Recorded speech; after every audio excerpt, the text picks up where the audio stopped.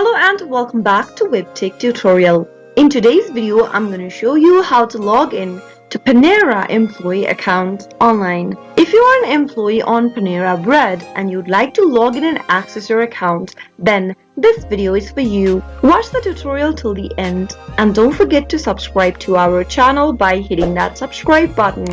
Press the notification bell so that you'll never miss another upcoming upload from us.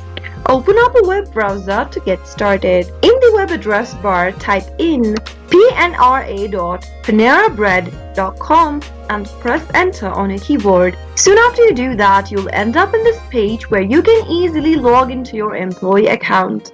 This login area is for the company and participating franchises. You can simply go ahead and enter your username associated with the account. You can also ask for your manager for your associate ID number or your user ID and then type it in the first text bar. On the next field, type in a valid password. If you don't remember your username or your password, you can also click on this forgot username or the password link in order to find out your credentials. If you are a first-time user and you've not logged in before with this service, you can click on the first time user link and follow the instructions. After entering your username and password, click on the sign in button to log into your Panera employee account and manage your account online.